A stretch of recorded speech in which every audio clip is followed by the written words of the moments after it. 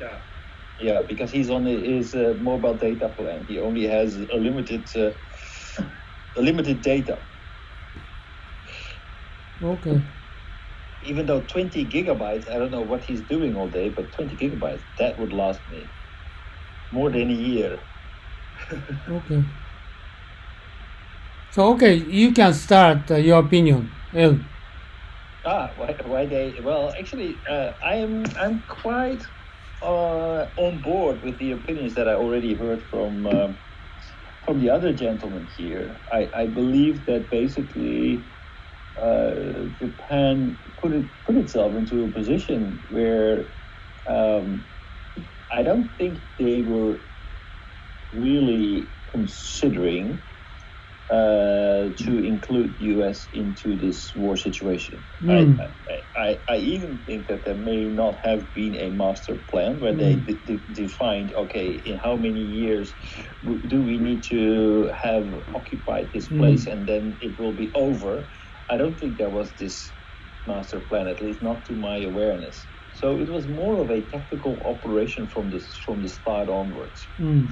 Now they put themselves into a position where basically they were, as they were going along, they were pushing their boundaries too far.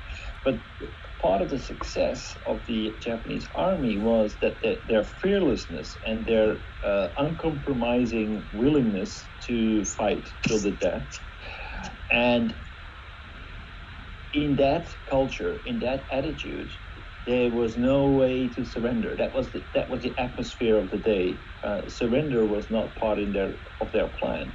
But if they would have basically not in that mindset, it was impossible not to exclude the United States from their war efforts. Because if the United States was basically telling them, back off, get out of Indochina, and they were putting embargoes on them, threatening to kill off their supply lines.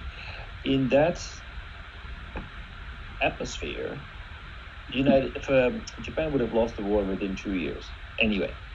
So even though they were not physically at war, in fact they were already at war. And since surrender was not an option, since Japan would not surrender without putting up a fight, that was not in the minds of the people, the military in the government. The only way that they could actually get an edge under the situation, so that they would either be defeated in 2 years, or they would actually fight and stand up like they did against the Russians when they were when they, even in spite of a large majority, their fearlessness and their strength would even give them a fighting chance, because they've progressed in a number in a very short period of time. They progressed very far. So I believe that they were starting to feel invincible. They also knew the numbers, and especially because of the numbers, because of the strength, because of that, they knew that they would lose it in 2 years. So the only way that they could get a fighting chance is to scare the hell out of the United States and make sure that they strike first. I mean, that's it. Basically, you can wait to be hit, or you can strike first. And by taking them by surprise, by targeting them in the heart of their military base by surprise, they had the best chance to inflict the first blow and get a leg up. You mean at that time Japanese military, within 2 years, they have some confidence to battle against America to get a better compromise?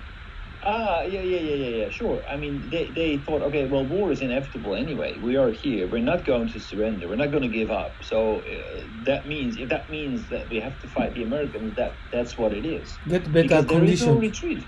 Better condition to negotiate. I mean, basically, the alternative strategy would have been to just say, okay, we're going to leave it at that.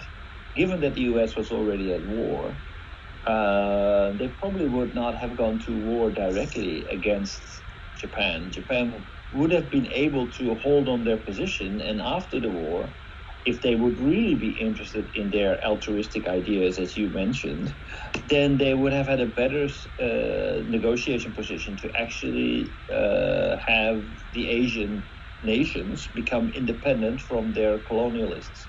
So if they would really have been interested in that, I think they would have basically called it a truce, stopped their marching forward, and actually wait till the war ended and then negotiate with the imperialist powers to give the country back to the people that lived there originally, and then gradually liberate Asia. They didn't do that, and to me that is a signal that they were not all that altruistic. Your opinion is I understand. How about the other people? Agree with you? But your thought, right? Only your thought. Yes. Westerners they didn't think like that. Westerners thought more or less along the lines that you saw in that video. In video they had the confidence to win. In the video, basically, the Japanese were out on world dominance. They were after world dominance. What do you mean? I don't understand what you mean.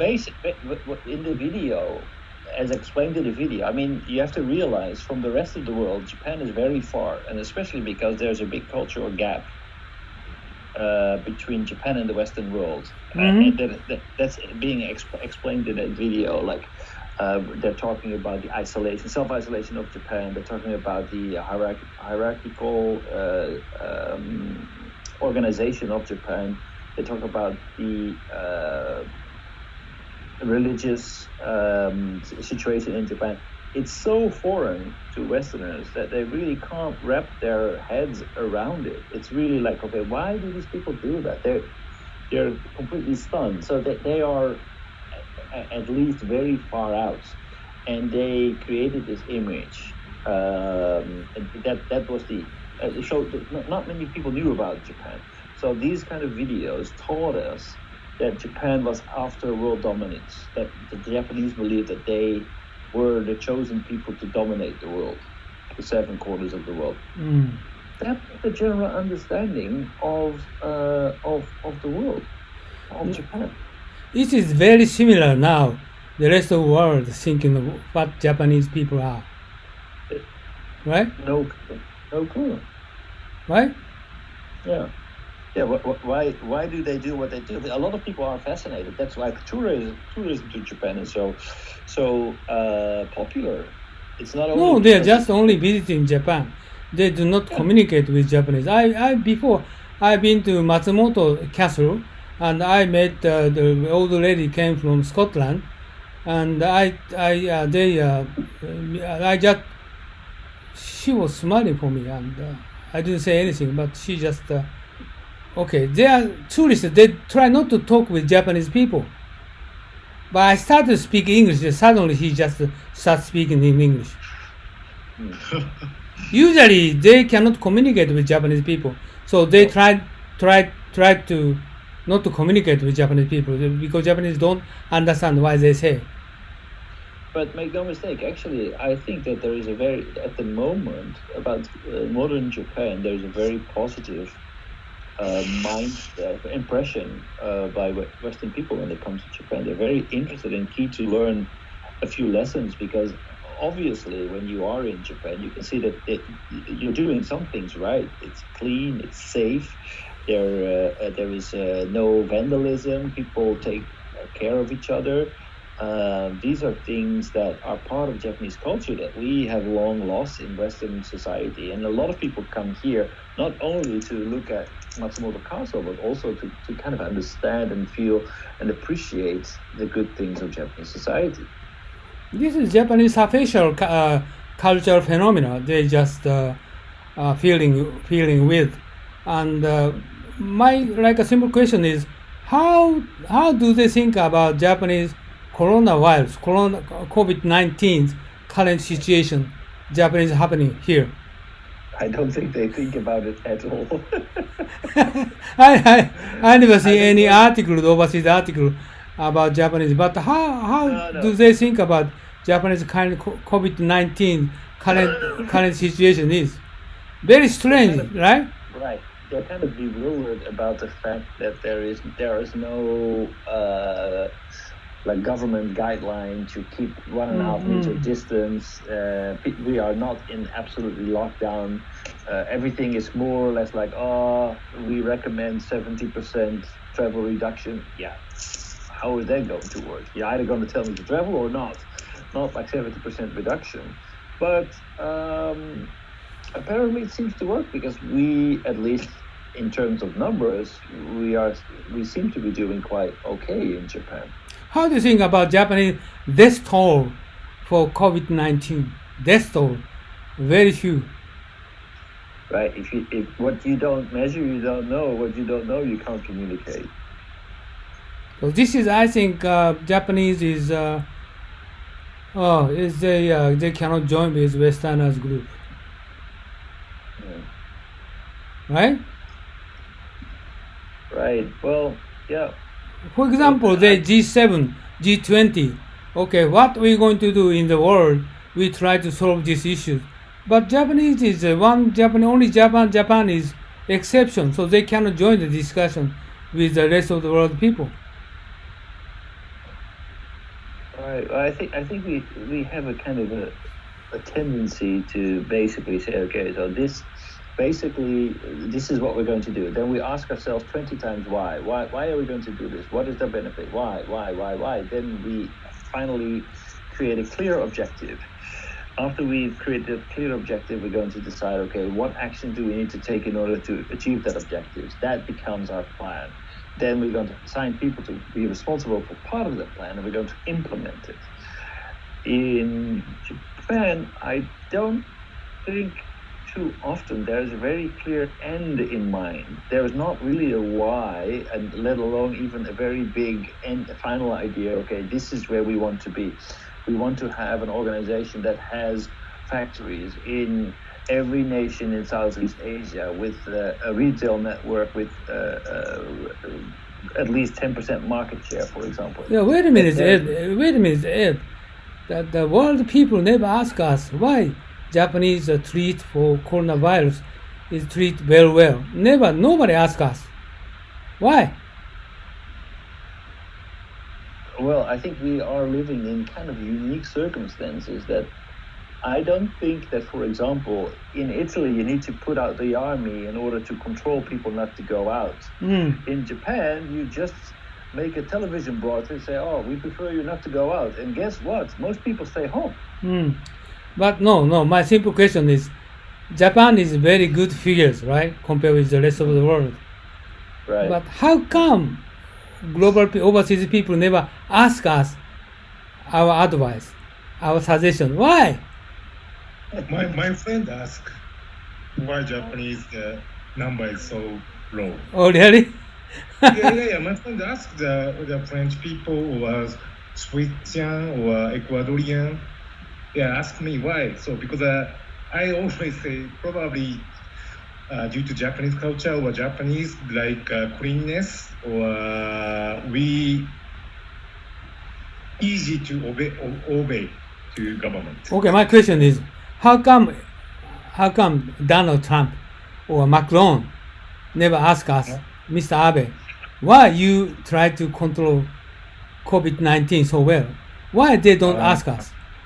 Actually, I have no idea. Probably Edo-san knows something. No, I want to know that whether read overseas, articles, some news. Why they didn't ask us? Okay, so basically, Uno-san, the first question that we would ask.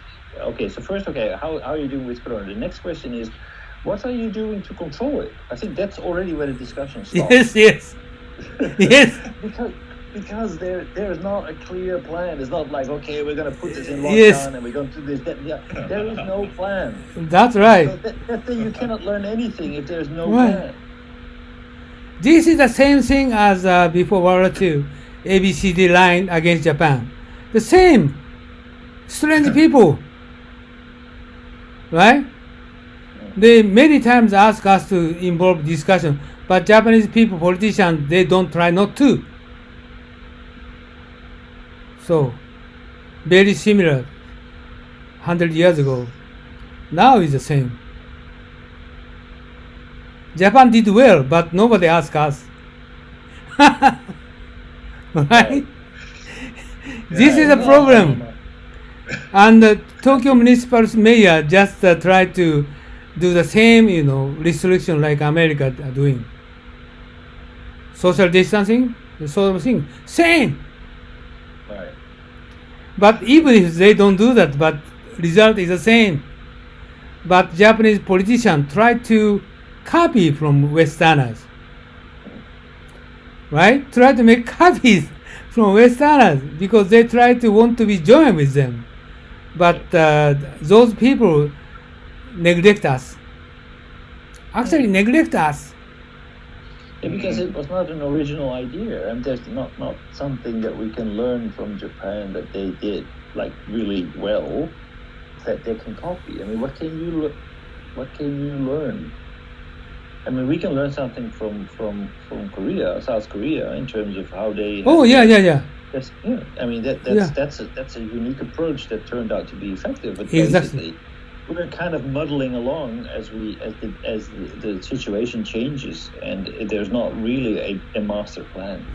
Yeah, the rest of the world people are very much concerned about Korean attitude for COVID-19. They did good example. Everybody say, but nobody say about Japan. This is my simple question. Korean is very good in appraiser for how to manipulate, how to control COVID-19. They did well. Everybody says that, but not Japan. This is my curiosity. Well, I mean, basically, if Japan doesn't get any worse than it is, then they did well under the unique Japanese circumstances. I mean, the unique social culture of Japan, it was enough to actually, without bringing the entire economy to a standstill, we'd be able to meddle through the whole situation. For Japan, no, Ed, my question is not like that. No. My question is not like that. Okay, why Japanese, their story is not increasing? No, this is not the point. Why world people neglect Japan? They don't want to talk about Japan. Why? You mean they never ask? Yeah, never ask. But you try to answer why. But no, not why. Why they try not to treat Japan? Why they avoid Japanese people or Japanese politicians? Well, I mean, it's kind of. I think most of it is because we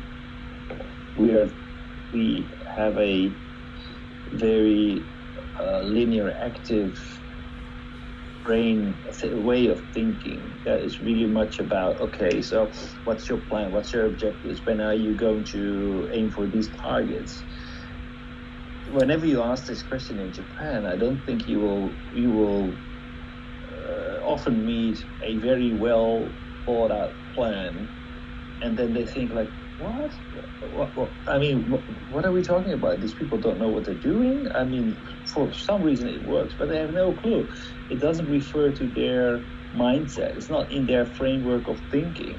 So they feel like, okay, whatever.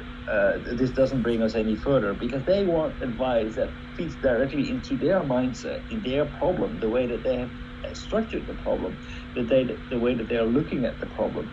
This has timelines, this has actionable items, this has milestones, this has a very clear goal. That's how they want to tackle this problem. That's the only way that they know how to tackle the problem. That's basically the starting of their thinking. And they believe that everybody in the world should think the same way. In Japan, it works different. There is a more of a holistic pattern. It's much less driven from a clear goal and objective and quantifiable with action points and things like that. It's more or less, okay, let's get started, and then while we are going, we're going to improve and get better, like the Kaizen idea. It's basically you put the train on the rails and then you start building the rails as you're driving along. And Korean people is very similar to Japanese culture, okay? And economists take Korean news articles 10 times more than Japanese. Japanese, one article every other 3 months. Korean is the same as European Westerners. But this, I don't know why. Because Japanese don't speak English?